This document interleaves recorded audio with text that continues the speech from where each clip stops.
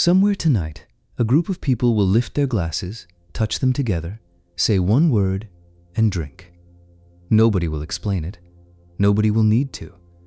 Ask why they knocked the glasses together, and you will get the same answer almost everywhere on Earth.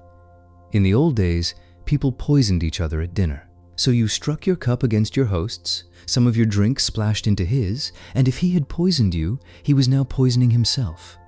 It is a brilliant story. It is also completely false. There is no evidence for it anywhere. The people who check these things for a living have dismissed every version of it. What we do to each other's glasses every single night has a made-up history. The truth is stranger and much older. Before the toast was a gesture, it was food. Before it was food, it was a sacrifice. Before this is over, you will meet real bread floating in a cup of wine, and the guest handed the soggy slice at the end. A story about a woman in a public bath that people still tell to explain a phrase you use, and that the dictionary quietly contradicts. A glass raised over a finger bowl that counted as treason, and finger bowls banished from the royal table for 150 years because of it. A Danish scholar whose bad translation invented Vikings drinking from human skulls.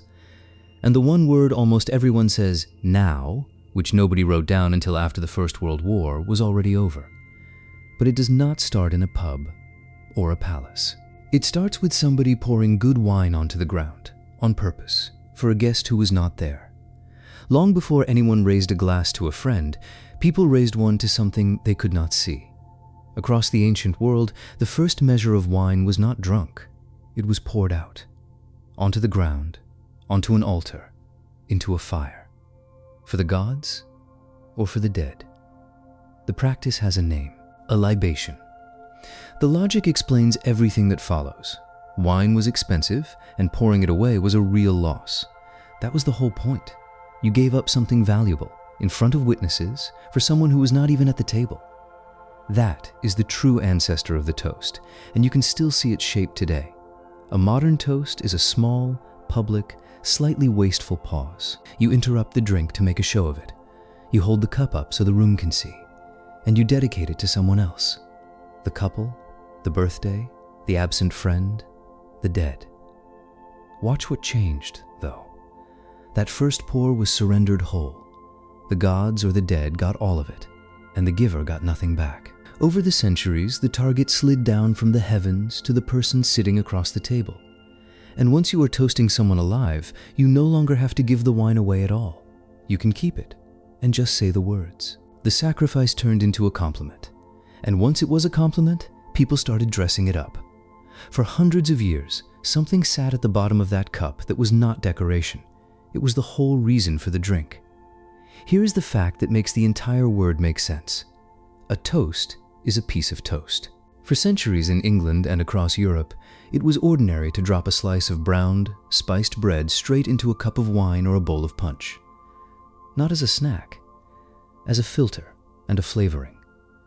The wine of the period was often rough, sour, and cloudy with sediment.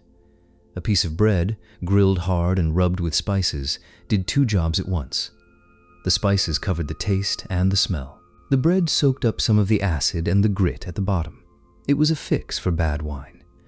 We know nobody thought twice about it, because Shakespeare has a character demand it without a word of explanation. In The Merry Wives of Windsor, the enormous and permanently thirsty Sir John Falstaff calls for a quart of sack, a strong, pale wine, and tells the servant to put a toast in it. If you had been sitting in that theater, you would have known exactly what he meant, because you had seen bread go into a cup 100 times. And this is where the word turns. The soaked bread sat at the bottom, holding the whole flavor of the drink, and by custom it went at the end to whoever the room had just drunk to. That person and that bread became the same idea in people's minds, the thing that made the drink better. They were the toast. The bread itself eventually vanished. The practice had largely faded by the 1700s as wine improved and glass got cheaper. The word stayed behind, permanently welded to a ritual that no longer contains any bread at all. That leaves the other half of the mystery. We know why it is called a toast. We still do not really know why we bang the glasses together. So if the poison story is false, where did the clink come from? The honest answer is that nobody is certain, and anyone who tells you otherwise is guessing. but two explanations are at least serious. The first is about the senses. Wine reaches four of them at once. You see the color, smell it, taste it, feel the weight of the cup. The one sense left out is hearing, and a clink completes the set. It sounds neat, which is exactly why people repeat it, not because anyone ever wrote it down. The second is older and harder to dismiss. For most of human history, people did not drink from individual glasses. They drank from a shared vessel. One bowl, one horn, one pot, passed from hand to hand. Drinking together literally meant drinking from the same container. Personal glassware is the newcomer. And when everyone finally got their own cup, something was lost. The physical proof that you were all in this together, trusting the same drink. Touching the glasses puts that back. For half a second, the separate cups become one object again. The sound is a group briefly turning back into a single thing. Notice that this explains the poison myth as well. The false story and the real ritual are chasing the same idea from opposite directions. Trust, made visible. The myth simply gives it a villain, a murder, and a clever trick, which is exactly why it spread, and the quieter explanation did not. Whatever the reason, the habit spread across Europe long before anyone thought to ask why. And in England, it was about to stop being a simple courtesy and turn into something closer to a competitive sport. By the early 1700s, English drinking company had a problem. Toasting had become close to compulsory. You did not simply drink. You drank to a named person, out loud, and everyone drank with you. Then somebody proposed another. Refusing was not read as moderation. It was an insult to whoever had just been honored. Men drank themselves senseless, one health at a time, and the polite ones did it fastest. The men's drinking clubs took it further. Each season a club would nominate a woman, usually one they admired from a safe distance, as their toast. Her name was drunk at every meeting. Picture your own name proposed as a toast by a room of strangers, week after week. And if she was popular across several clubs at once, she became the toast of the whole town. That phrase is still in the language. What almost nobody realizes is that it is a leftover from the wet bread, the thing that improves the drink. If you are enjoying how much history is packed into one gesture, subscribe. There is a new story like this every week. There is a famous origin story for the phrase. In 1709, a London magazine printed an anecdote it presented as already old. In Bath, decades before, a celebrated beauty stood in one of the public baths. An admirer scooped up a cup of the water she was standing in and drank her health with it.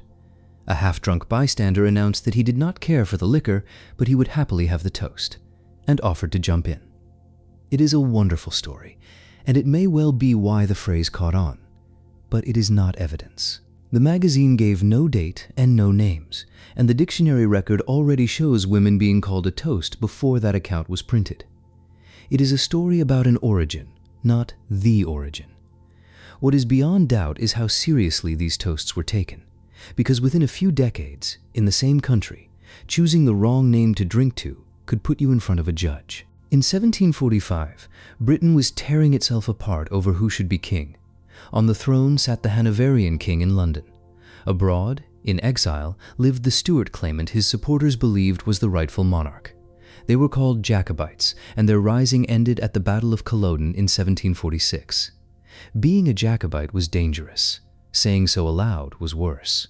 So they found a way to declare it in a crowded room without ever saying the dangerous part. A formal dinner table of the period carried finger bowls, small dishes of water for rinsing your fingertips between courses.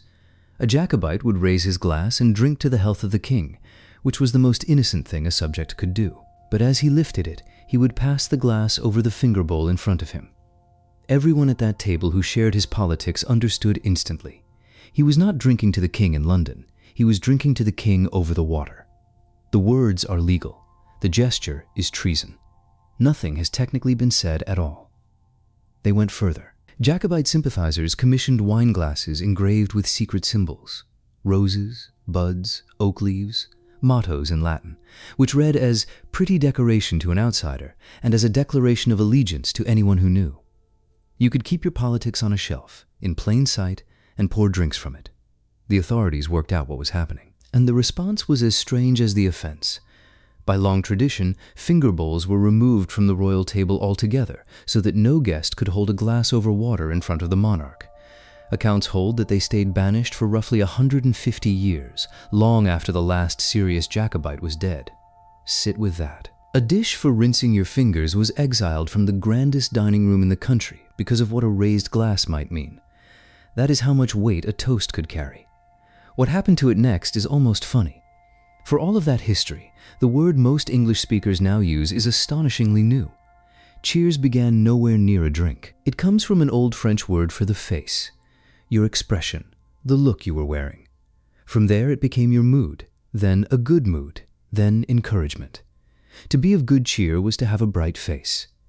Its use as the thing you say while lifting a glass is first recorded in British English only around 1919, after the First World War. The gesture is thousands of years old. The word is younger than the aeroplane, younger than cinema, and about the same age as the traffic light. It won because it is efficient. A proper toast demanded a speech, a named person, and the attention of the room. Cheers compresses all of it into one syllable you can say to a stranger without breaking stride. A formal ritual, reduced to a reflex. Other languages kept older words, and one carries a myth. Scandinavians say skål, which simply means bowl or cup, a memory of that shared vessel. But you will often be told it really means skull, because Vikings drank from the skulls of their enemies. They did not. That image traces to a Danish scholar named Ole Worm, who in 1636 was translating an Old Norse poem that described drinking from the curved branches of skulls. It was a poetic way of saying drinking horns, because horns curve out of an animal's skull. Worm rendered it into Latin as drinking from the skulls of the slain, and the mistake was so good it is still in films 4 centuries later. The modern rules are just as invented. In Germany, when you say Prost and touch glasses, you are expected to meet every single person's eyes, on pain of years of bad luck. Ask why, and you will be told it is because of the poison. The false story from the start of this episode is now doing a second job, explaining a rule it did not create. And you must never toast with water. That, sailors will tell you, is wishing a man death by drowning. So the real question about the toast is not who clinked first. The real question is why a species that invented writing, law, and contracts still needs to touch 2 cups together to mean something. Part of the answer is that the gesture does a job words cannot. A toast is public, physical, and simultaneous. Everybody does it at once, and everybody sees everybody else do it. That is the trick. It is not information. It is proof of agreement, performed in front of witnesses. Exactly what the libation was doing when the wine went into the ground. The other part is that it is one of the last genuinely shared moments left. Modern life hands everyone their own glass, their own screen, their own version of the evening. For 1 second, the clink puts the separate cups back together. It was there when a household poured good wine into the dirt for a god. It was there when English drinkers dropped spiced bread into sour wine and handed the soggy slice to the guest of honor. It was there when a man passed his glass over a finger bowl and committed treason without opening his mouth.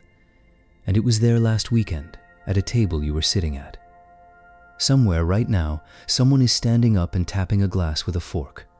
Somewhere a room is falling quiet for a speech nobody will remember. And somewhere a slice of bread is not being dropped into anyone's wine, and nobody is missing it. We built the whole ritual in order to give something away. Then we quietly stopped giving anything away at all.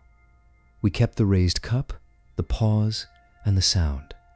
What we lost was the part where it cost you. If you like this one, subscribe. A new story lands every week. And tell me in the comments, what does your family say when the glasses go up? And does anyone there actually know why?